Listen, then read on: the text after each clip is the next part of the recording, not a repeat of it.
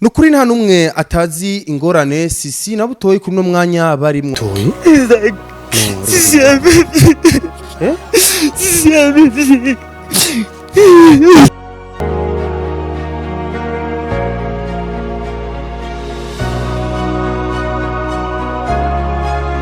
Basana batandukanye basana bahebanye kumvuza ama SMS CYCY yarugikiwe n'umukobwa avugana n'umu ex wa Butoyi ariwe Ciela. Bebe ni aje ejo mwijoro vraiment nararyohewe gose yari rya mbere ndaye mu hotel nawe Ciela vraiment ubiki banga CYCY namenye ikintu Butoyi nawe acarishura ati ego jewe nyene nararyohewe ndagukunda ni wewe nyene wama wibanira vraiment baba Ciela benshi sinzi ko bamwibuka. Ciela wakundanye na Butoyi igihe kingana gute? Igihe kinini nk'imyaka nk'itatu. Umwaka urarangiye Ciela twarigeze gukorana ikiganiro asanzwe aba mu ntara ya Makamba. Benshi sinzi ko bavyibuka bimwe ko batamuzi uyu Ciela uwariwe. Nahisemo rero kukwegereza iyi video. Ni video ya kera imaze umwaka wose kuri YouTube yacu manitse ku ma video yacu yo hasi cyane urashaka kuyibona ariko nashimye kandi kwigarukana kugira urabe Kugira CYCY Na Butoyi bahebane cyangwa se kuba ariko barashikwana kuri urugero biriko biva ku uyu mukobwa yitwa Ciela nkuko mumaze kubibona ku ma SMS twerekanywe na CYCY wenyene ubwiwe atwereka ati Isaac ndabira umukobwa yabindukiye n'ikizino SMS n'umugenzi wa Ciela bisigura ujya Ciela yarayaze n'uyu mugenzi wa CYCY akubita amascreenshot amunukira CYCY ndabira ibintu Butoyi wawe wiruguririmba imisi yose ku ma social media yuko gukunda cyane ndabira ibintu arimwo. Iyi video rero reka ndayibarekire mu yumvirize mwumvugene uyu Ciela yiyemera bidasanzwe yuko ashobora kugumana na Butoyi shobora kumufata Butoyi umwanya wose ashakiye. Tubibuza yuko uyu mubona ngaha ni hasa rya Butoyi ariwe bukuru. Uyu ni bukuru kigano cyari kigiye cyane reka ndabarekere umwanya mu cyumvirize mu kirabe maze muraza kuduha inyishu muraza gutahura n'impamvu jinama mvuga imisi yose yuko atari byiza nimba ukurikirana ibigano bya Isaac TV nimba uri umudamu nimba uri umukobwa nimba ufise umusheri ni byiza yuko urinde cyane umukunzi wawe kutazaravugana n'aba ex biyo kuko mu ex n'umuntu wa mbere abazi amadefo abazi amakalite yose y'umukunzi wawe. Bisigura yuko ibibaye kuri Butoyi birashobora kuba ko nawe uri kurara bino biganiro bibigo biraba kuri CYCY Na Butoyi birashobora kubashikira namwe kuvyirinda rero nugukingira cyane kwirinda yuko umukunzi wawe umugabo wawe umugore wawe umubebi wawe kutamenyerana kutagindanira imimenyerano n'aba ex kuko mu ex yo gukoza ibara. Reka mumwirabire mwumve amajambo yavuye mu kanwa k'uyu Ciela maze mutahure yuko ibi CYCY ariko ararira kuno munsi haraho byavuye bisigura biri mu bintu umukobwa wiyemeje wenyene yuko amukeneye Butoyi umwanya n'umwe yashaka kumuronka. Reka mumvirize kino kiganiro. Uyu ni bukuru yari adutwaye kwa Ciela kugira tumubone na tunamuyagisha. Welcome in Isaac TV. Ciela wakundanye na Butoyi igihe kingana gute? Igihe kinini nk'imyaka nk'itatu. Butoyi abwiyo ni mingi. Kabutoyi yakundanye n'umukobwa ni imyaka 3 4 5 6. Imyaka 3 si mingi kweli. Kwanza mwakundanye bihereye he? We na Butoyi mwahuriye he? Duhere kwanza aho mwahuriye ati rero turinje mvy'inkundo kwa murakwigana mpaka ahagira hano ho guheba. Twahuriye ku ishuri Kabisa. Kushuri y'ikizungu nyene twiga mu windwi mu mwaka w'indwi mwese no abahungu bya ntibakucanga ko murenga barasa cyane ususi baramucanze birakora narabamenya kugira mubahuke muhebane haba ingorane nyabaki. Oya nije namuhevye niba muhevye Butoyi ego umuziziki nje navyumvisemo kumuheba. Isaka ndakubwira ikintu kimwe je nama ndakibwira na Butoyi. Ora Butoyi afise ingorane yo kwama umukobwa babonana umwanya wose iminsi yose amasaha yose ku telefone rero bijya bituma umukobwa aca umuhima aca kuruha. Nawe byaruko urukundo rwa imyaka 3 byabe bimeze cyane telefone hana barazunguruka igisagara cyose cy'amakamba n'abantu batari batuzi imakamba yose bazi umuntu wose bambaye impuzu zisa. Butoyi najya umwanya wose ndamushaka aragaruka.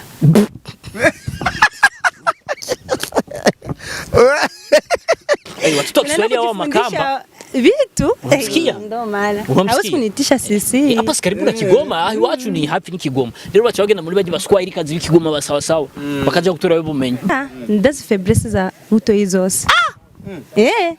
urazi faiblesse Zose. Kabutoyi Nakantu fyonda gusa cagaruka. wewe wacha we Uje n'umugabo w'abandi. Ariko ndamushaka ndamuronka. acha mikola yako we siela we umuronka umutamuronkea wapi toyi kozake bize kozake bize hivi ubara mokipa bize aramokipa sisi mokipa para mchezo kile sana utuzani mtoto mjinga ule aje huku Makamba kwanza kabla ya kuolewa na toyi aje nimfundishe mambo. wacha we wacha we no bibaza yuko CYCY Na Butoyi atazoramba Arabe neza.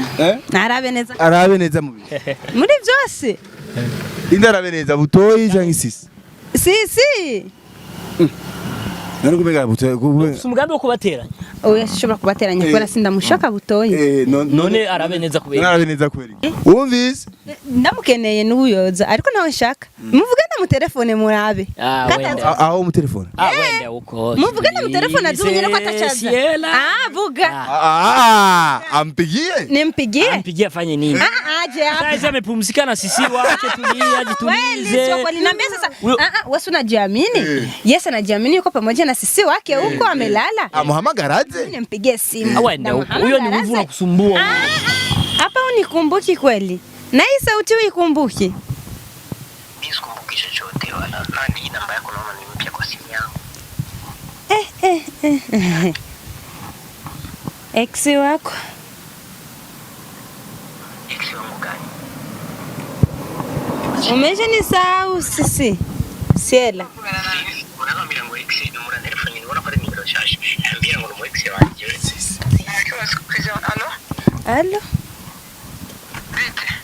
Nisaura kome. Uri kura telefoni umugabo wanje uri inde? Je nari umusheri wewe wa kera. Ndiko ndavuga. Ndega sindagutinya. Sindeka kuvuga ngo kubera sindagutinya. Mbiriza rero ndakubwire ni sisi muri ko muravugana sivyo? Aho mwamutelefoneye ni hajya nyene. Aho je mwantelefonye muntu ukamubwira ibiki ni hajya nyene sivyo? Tuze turubana basi.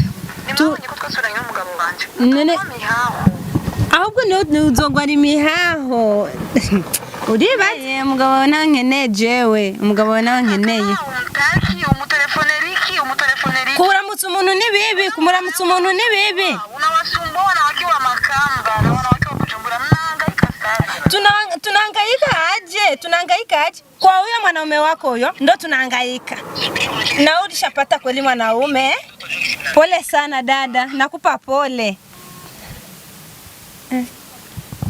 Isaka jisi ndimu ndakufye ni wewe kufye ni wakufye jisi ndimu ko ngoma rero ndagukure ku nzira ugombe umwanke Butoyi doublema ahubwo byiza kwa usalama wako nego usalama wake mwanke Butoyi doublema kuko ibiri imbere bya Butoyi na sisi kuri uzofana pressure peretansi izokwica Nibishoboka.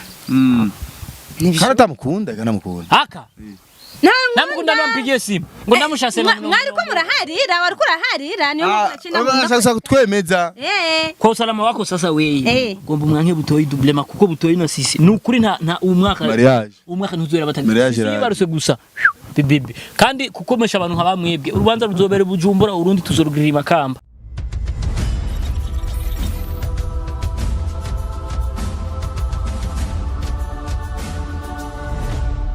rero entretemps turagiye na Bukuru tugiye na Bukuru aboro kubaronderera gwa rusaku mwari mwadutumye kugira bigende neza cyane Butoyi umutima urasimba nivyo ariko nihangane so welcome rero twagiye Mertus we tucomokiye mutaha.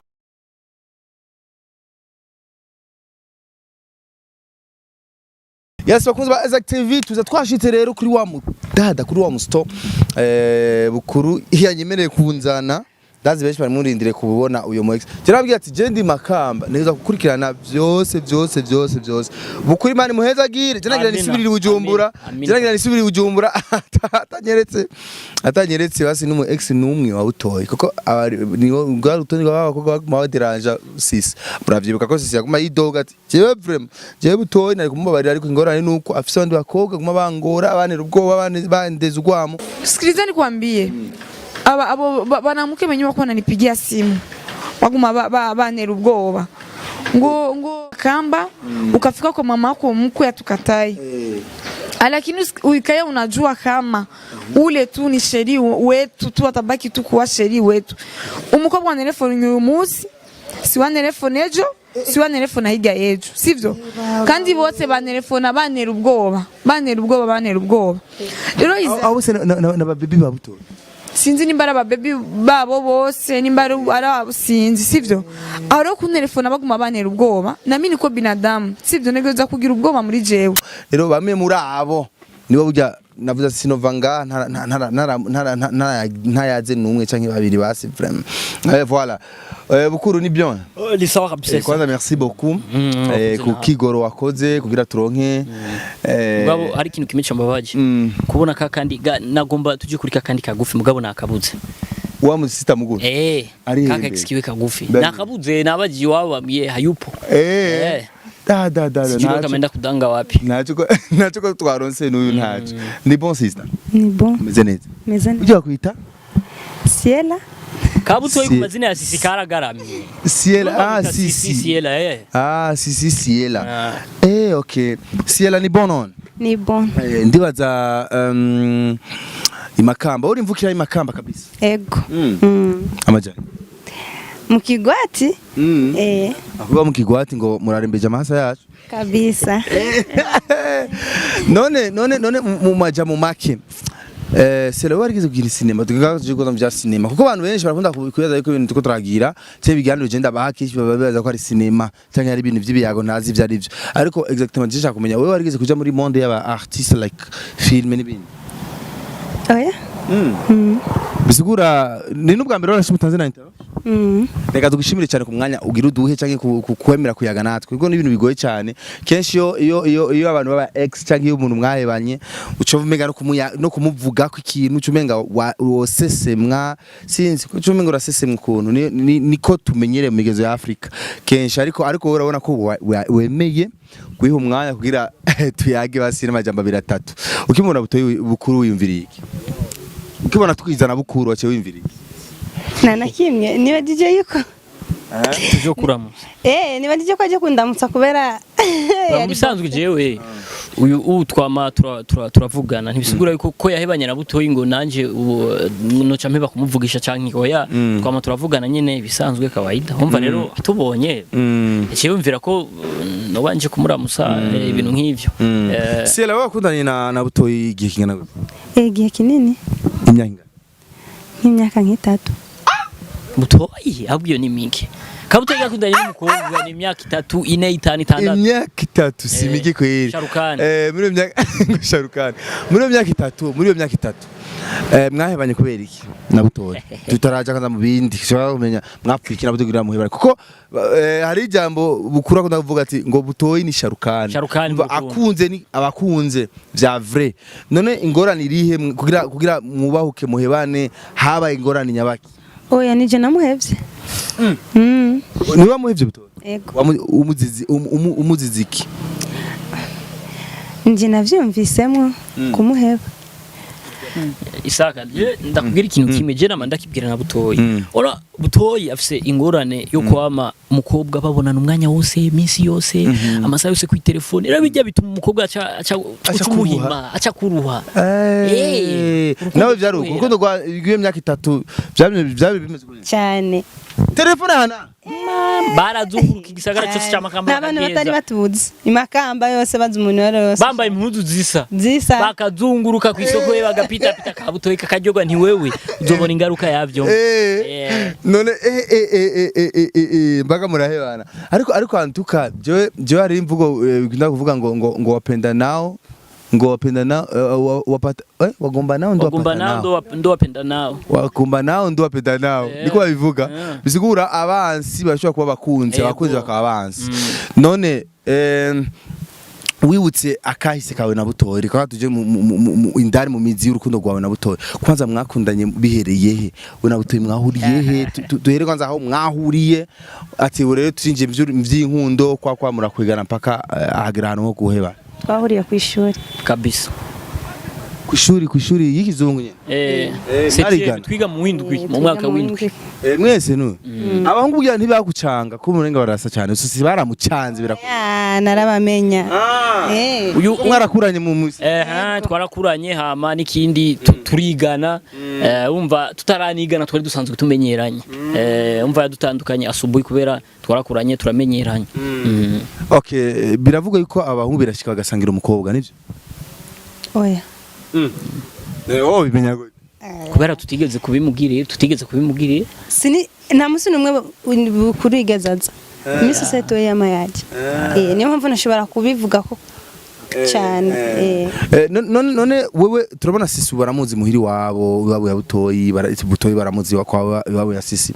wewe bari bakuzi muhira kwa butoyi yego mabuko yarakuze cyane naragenda kwirigwayo mabuko yaranze kabisa n'ubungiye ndi ni muhira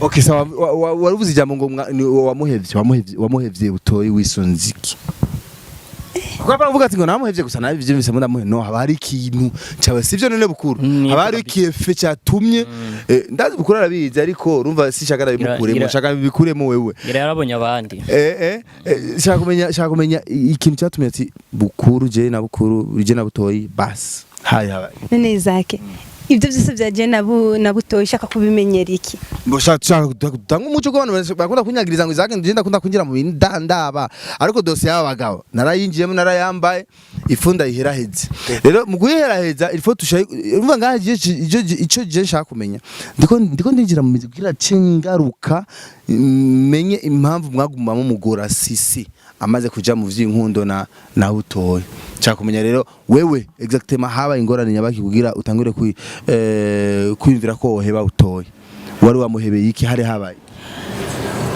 natanga kubona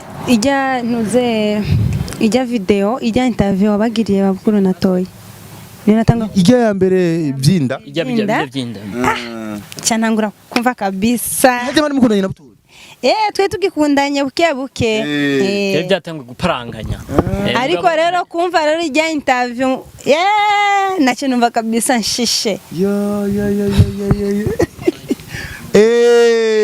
canke bisazwe akagakobwa je ndakazi capacity wenda yizi kabisa umukobwa twariganye ndamuzi umukobwa ni bya bindi by'abakobwa aheba umuntu akimukunda mugabo mubana akiyereka yuko atamushaka ikivuga mu mutima yarafuye rero igihe bahebana na butoya ebana karigira umuhatari mu bagenzi aje butoyi twarahebanye ibintu nk'ibi mugabo tuje nk'imakamba karabura amahoro nivyo ego ndamukunda cyane vuga gusa abonye ijya interview hajero nece mvuga ati kumbe kasiyera karacha mukunda butoyi yaciye asara avuga ati nukuri ebana butoyi abana ncienda mwanka doublema kumbe waruki mukunda mugabo bari baza barahebanye kandi uyu yari yemera sana ujya twarahebanye mugabo agatima kakiri okay none voilà cha kumenya rero ukibona ijya video utubiyatsi bibiri mu bintu byaciye bituma umuheba butoyi burundu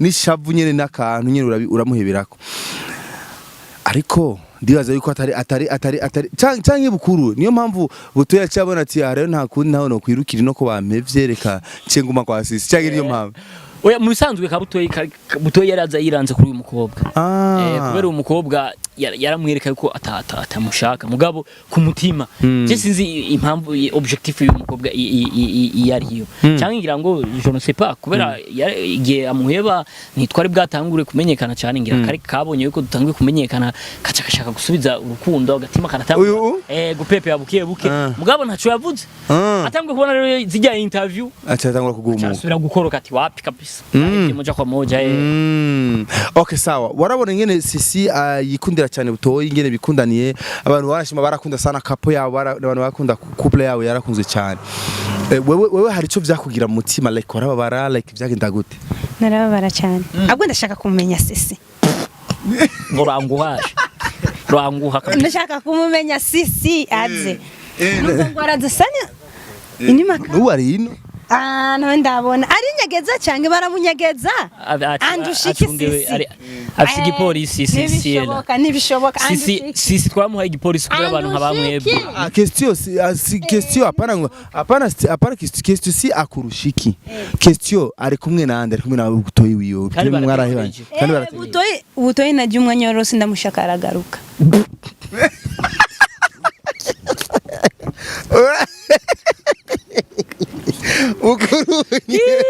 Ukuri natwenge twumega amenetse ariko nakubesha Siela ibintu kuravuga ucumenga uriyemera cyane kwa buto ngura muzi cyane okay imyaka 3 mwakundanye masimiki hakuri bice bisigura yuko umuntu mwahebanye maze kikina gute muhebanye mbere ndamrefu bahaciye umwanya muremure ameze ngaho amezi mwakura heze sana kama mingapi hivyo miaka lakini ni vile mnaachana mnarudishana mnaachana mnarudivyo none we kuvuga ati jewe ndamukeneye butoyi no murongo ubunyene wiyemeriki wisungiki ndiyemera nawe nyene arabizi inde boy ati yuko ndiyemera mimi mtoto wa Uswahilini najua mengi mwenyewe anajua kama najua vitu vingi sana ndio maana hawezi kuniacha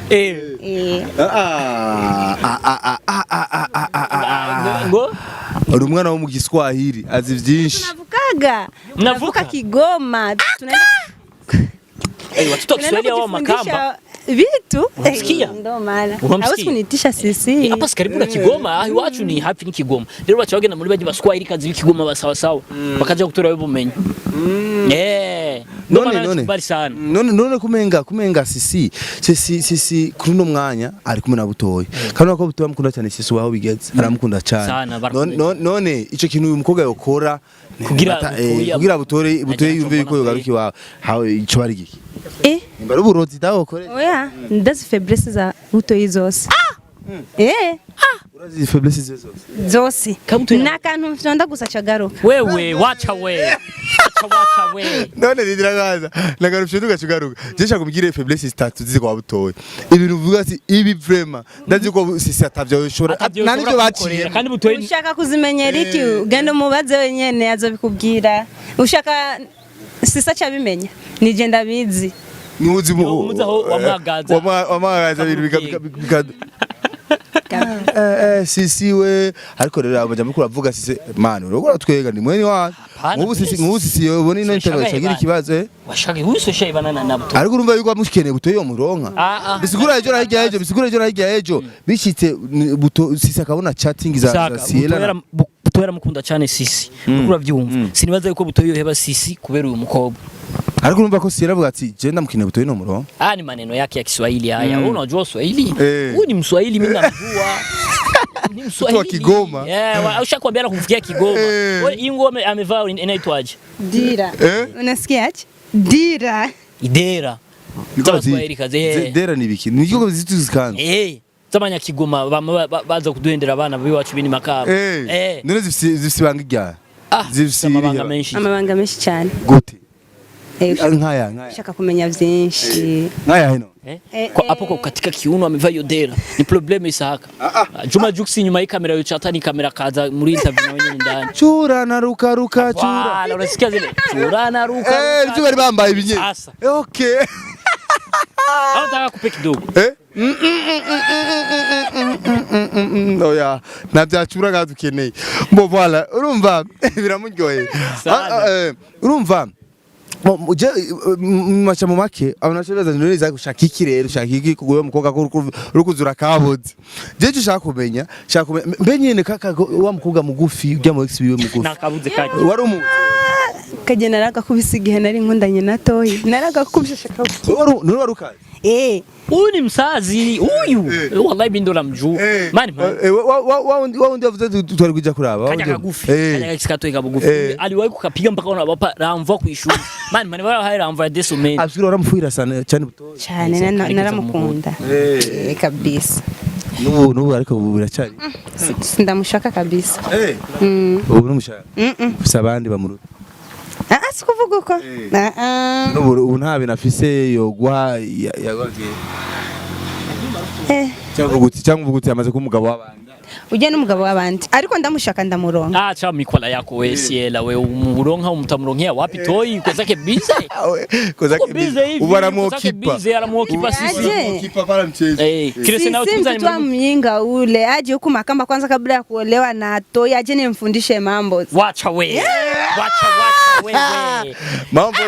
mambo ni mazito nimeonyesha Fabrice za kwanza za Butoi alafu ndo aende sasa kuolewa. Kama sio hivyo atarudiaga tu. Wanasema kualikwa mkiswahili umutegure kwanza umwigishe ico ateza gukora kwa Butoi kabisa nimvukishe Kigoma apaone kwanza Kigoma. Siela nenda tugende bukibuke none wibaza yuko si na Butoi atazoramba arabe neza arabe neza muri byose indi arabe neza Butoi cyangwa sisi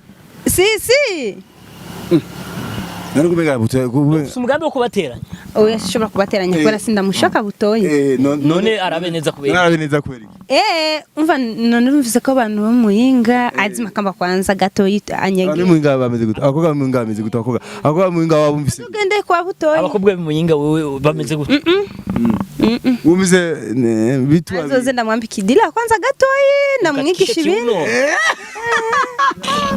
none ariko nasisumega zambara bisanzwe sara difficile harazi byinshi yabimenyaga amategeko yaje nibyo amategeko ibimenye amategeko yaje sana mtoto ni Mswahili kweli hivi sio mkuu Mswahili problema waba Mswahili kabisa wikigoma maana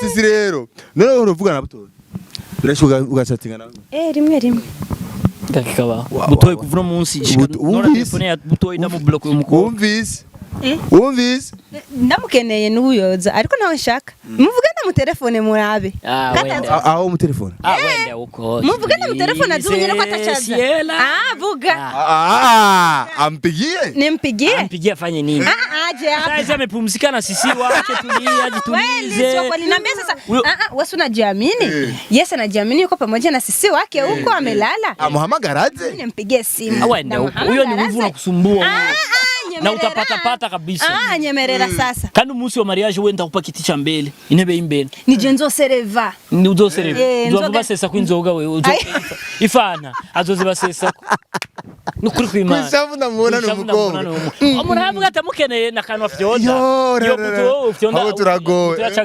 turagowe urumva rero maja mu make ikiri ngaha je cyo mbona rero nyamukuru ico akamo twomutera Butoi nk'umuvandimwe wacu ne Mutei wa jakamu mutera kuri kamera iganwa kiravye ndasavye ko Butoi yo kwirinda cyane na Siela mu bisanzwe Butoi hana mazoya nawe ntibamenyeranye na Siela kandi aji Makamba ntibanabonana ubizi gute aho yakenshi Butoi ubise ubizi gute kuna akani kujiamini ni uongo ariko yakubwiye ati amutelefone Butoi yaze ngaho ura yanse rero kwemera amutelefone yamaze kubivuga amutelefone ndamutelefone tulie we capacity yako ndaizi wewe Siela wewe hauna kitu wewe nakujua umva buku nyemerera basi mu telefone amatelefone na mu telefone Isaac ndamutelefone namba nikupe araifisa ndiona niko kubura yo nimero exi karafuye kagarama kagakopa wala kigira yo araifisa mu telefone ndishaka kumva shira loudspeaker bwana ya postinze na sis urukundo rwashushe we shiruko nyene we bisa nacho ngaraka rero tuguhinyuze reka tumbe akajuka matuko wapa mimi na wewe Gatoyi akala tampa kupokea sasa kwa mahaba ametulia na sisi apokei haiwezekani ba mujya mitse ba mu kosa kila sisi ametulia mahaba ni uwe atapokea simu ya nini connection urahumbasha sama connection vuga kusava ku murongo wapi avuye ku murongo ukumva kuri WhatsApp kandi sikaramba baje kweli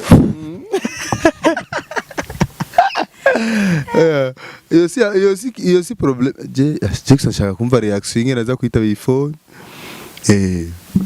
akaga profile karakuri umutima cyane kakuri umutima umutima kumuduga yo wallahi turago mava ngo ari umutima bunyene mava muvana ngana wese umutaki ama connection rero ingayi wayo ngo unasema humtaki Sio mtaki? Sio mtaki. Mimi nashinga. Gusa ashaka kutwereka yuko amufise ko ububasha. Sawa, ngoja aje simu tuone. Nivyo ashaka kwerekana. Umva ashaka kwerekana yuko amufise ko ububasha majambo make. Connection yiwe rero umwumbati. Wesiela we ngo. Afise ariko umukobwa biri ko usanga afise misi yo kwahukanisha. Hata amefeli kabisa. Nibikunda. Nani umukene kabisa ya. Nawe nkeneka. Ugomba kutwereka ko gusa ufite akantu. Ushaka kutwereka ko fyonda ushaka kumugurukana n'ubunyine umugurukana. Ukamutakaza n'imisi 3 ntitumenya hayi. Ico nigikunda. Hana ujanja. Ico nigikunda. Sela none ico girakunda. Wo mutwara imisi 3 gikunda. Nitumenya hayi. Jewe nukubera Butoyi atazi aho. Nari kumutelefona kuri telefone yiwanje. Ariko umutelefone kuri telefone yawe tumenga bisa nabi. Byosarisha mu. Si bocha mu ipfa wawe. Bocha mu ipfa. Tumva ubusiga mukunda cyane sekonda nawe bishisha. Ariko rero ucumenga wewe muraberanye basi n'uyu sinasiela. Naje kweri. Siela. Gusa ringoranire uyu n'umubirigi. Germany. Rero mu Germany. Aranijua wote. Uramuzi? Oyo. Urukundo. Igira vyinshi ngo arakunda abademu. No wotekereza mu Germany. Kuri wewe? Yego. Ngo nari n'urukundo afise uyu. Je narigeze ngo nakunda. Yize we Siela. Narakundanye n'intambwe iragira ikatulia. Wewe nakunda. Wewe. Kwako wewe? Kandi wo nkunda mje ariko sindagushaka narakundanye na Butoyi. Bavyo bisafo kwa titaba. Hawezi kupokea simu hapo shaona kama ni huyu mwenda wazimiko unamtafuta. Ya vyikanze. Abonye. Akakaranja. Umutima biranse no kuri kw'Imana. Kaze ndugu yangu dawa hivyo. Kwa titaba. Hawezi kupokea. Sasa mpumzika zake na sisi ametulia.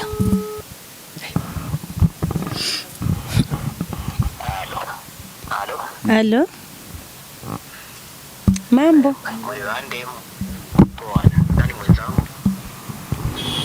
Hapa unikumbuki kweli? Na hii sauti uikumbuki?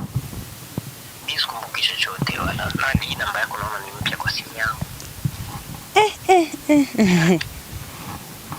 Ex wako. Ex wangu gani? Umesha nisahau sisi. Siela. Unaona milango ex ni mura telefoni ni unapata nimero shashi. Ambia ngo mu ex wanje. Allo? Nisaura kome. Uri kuri telefone umugabo wanje urinde. Je nari umusheri wewe wa kera. Ndiko ndavuga rega sindagutinya sindeka kuvuga ngo kubera sindagutinya. Umviriza rero ndakubwire ni sisi muri ko muravugana sivyo aho mwamutelefoneye ni hajya nyene aho je mwantelefonye muntu ukamubwira ibiki ni hajya nyene sivyo tuze turubana basi nimwabonye ko twasuranye n'umugabo wanje none mihaho ahubwo no uzongwa ari mihaho uribaye umugabo nankeneye jewe umugabo nankeneye umutaki umutelefoneriki kuramutsa umuntu ni bibi kumuramutsa umuntu ni bibi unawasumbua wakiwa makamba na wanawake wa Kujumbura mnahangaika sana tunahangaika aje kwa huyo mwanaume wako huyo ndo tunahangaika na ulishapata kweli mwanaume pole sana dada nakupa pole Isaka jisi ndimu. Ndakufye. Ni wewe kufye ni wakufye. Jisi ndimu ko ya. Ni wakufye. Wavyumvise. Bukuru je urabaga reka ndamukunda. Nashaka gusinda. Wewe sikuvuga ngo gusa rero umugore wiwe usanga yarafuse nimero yiwanje. Pora yabona ingene twandikiranira. Butoyi ari seria n'urukundo rw'iyiwe atake matatizo na mtu kwa sisi cha kwanza kumenya ni Butoyi yatse telefone ni Bukuru ni Butoyi yamuhaye telefone cyangwa ni sisi yimwana ari kumwe je misi niwacha nyumbani wako pamoja sina wasize bari kumwe bari kumwe kumbe nawe wasize bari kumwe aha ndagowe n'ukuri sasa taona interview atasema kare kupigia simu kumbe mlikuwa mko pamoja ndagowe mali lakini na cyo gusa wewe nagumbye wewe urabona yuko udafise ubushobozi bwo gusubirana na Butoyi wabonye Ewe nawo mushaka ubu ntiwo muronka buswa mpata ariko rero nawe uravyonga wangu none ndamushaka je ndamushaka no muronka wende uko umuhenda Isaac nacho umva basi Zora basi ndabahaye amezi 3. ugiye kuri ki bazobahe bamutwara ndamushaka azochagaruka umva muri aya mezi 3 umushase Butoyi yochagaruka hauna kitu wewe, hauna lolote, acha kutupiga mkwara sisi watu wazima. Hauna kitu, hauna lolote. Acha kupaua kwanza kwenye simu. Kuri telefoni kwanza haba mpauko. Sabisha kupiga moja mbili kusimu, moja mbili kusimu. Moya mbili kwe. Umva rero, umva vya Kiswahili ni kwawe. Ico nshaka kuvuga gahani giti. Twabonye yuko bidakunda, ico ndagusavye. Tekereza kabe labda uje mimi kuchukua ati mimi tu labda tukutafutie mwingine mwanaume Juma Juice ali hajya na mshirafisi uri tayari umva je cyo mbona rero ndabona umenga ico gusa nuhanura dizenya Butoyi ni evite guma yaga n'aba ex na bikase kabisa nabihebe mugabo wabonye ko nimero z'umuntu yatazifise sararenze wala isi sara wewe unanifanya uko mkali hamwe muhura na sisi muterana igifunsi hamwe narizi karate kisi kibazo sisi aza gutera amabuye nije ndamuzi kandi rero ngoma rero ndagukure ku nzira ugombe umwanke Butoyi doublema ahubwo byiza kwa usalama wako nego usalama wake mwanke Butoyi doublema kuko ibiri imbere bya Butoyi na sisi kuri uzofana pressure pertension izokwica nibishoboka kana tamukunda kana mukunda haka namukunda nampigie simu ngo ndamushase mwari ko muraharira wari kuraharira niyo mukakina ndashaka kutwemeza kwa usalama wako sasa wewe ngomba umwanke Butoyi doublema kuko Butoyi na sisi nukuri nta umwaka ntuzera batanga baruse gusa bibibi kandi kukomesha abantu nk'abamwebwe urubanza ruzobere Bujumbura urundi tuzorugirira Makamba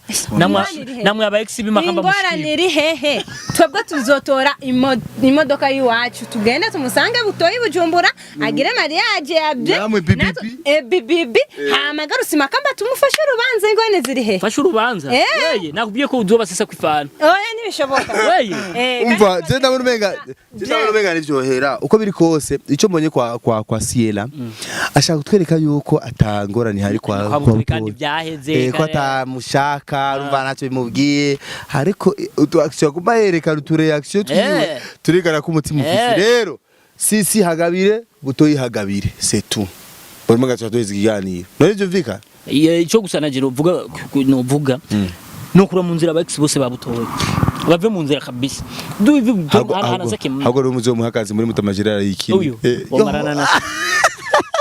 wanabahuye na sisi kwa ataragira komeye muri tamajira urakore wowe cyarira kwanza ndakaze sisi numva ngo arakaze twava dusanga twakubitanye aha bas umbaro nta kundi icyo rero nsavye rero nuko sisi na Butoyi reka twareke bana bikundanira yemwe tubareke nukuri turi gwareze gwamo bariruhiye yangire nk'ubu maze nk'ubu ndazi aho bari umucanwa watsi mukuru cyuke dusiga kasi walaye nk'ubu kamunize aturambara uyu mukobwa ubaza ko aho byahe ariko rero ndira kwanda none kunumenga sisi yashavuye ataramenya uwariwe none aramuzi sisi ntamuzi uyu ntabashaka azi gusaba ex araba ex bamabangora bamabangorera umugabo urumva abone gusa rero telefone y'umukobwa avuga ati abani babandi ningene Butoyi aguma yibasije ngo urinde aguma mwemeza umenga barazinanye bijye usanga n'ivyo zamuriye sisi mutwe yo mana so reka rero tubireke uko nyene reka turindire turaba bizoherera gusa je ico nsaba nuko urukundo rwa Sisi na Butoyi ntihagire n'umuntu numwe agwinjirira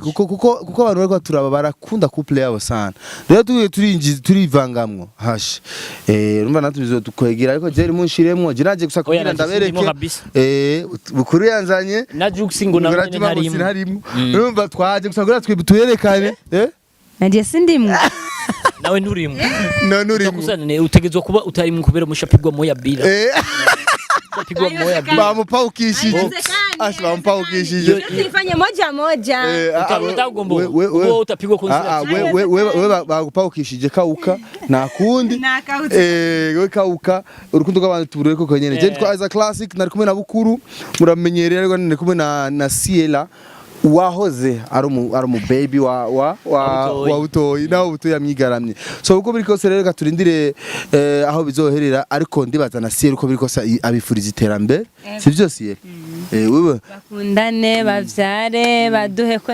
natwebwe siko baduhe kwiki baduhe ku mwana baduhe umwe bavyare bavyagagize ibintu byinshi bace baguha umwe uje kurera akabaduka nampenda butoyi haiwezekani none ko yavuze ko ari tayari no kumuvyarira aye wabivuze bihariye two oya none ikibanza cya butoyi genda gisubiriye akabyara akambyarira jiwe hari problem muri baraso hamwe none umwana butoyi wovyara uko hasaswe wanje kabukuru gatake kwisabira kabukuru gatake kwisabira butoyi umwana wa butoyi oro mubiri oro mudagi oro mubiri giri bari umudagi Jeremani tena haiwezekani waranjua wote ndimzima waranjua Jeremani kweli cyonze mbamfyonze ngira mu cya gatatu minsi yose nagira mu cya gatatu minsi yose merci beaucoup les gens as a classic tutaramanye namwe mwenye tari muto merci beaucoup gira subscribe like na share in Isaac TV bukuru merci sana murakoze namwe Ciela nawe kumwanya waduhaye nawe twaguteye agashavu nyene nta kundi wihangane nawe wakoze merci beaucoup namwe ego merci sana Juma Juice kuri kamera in Isaac TV stories zose zirabandanya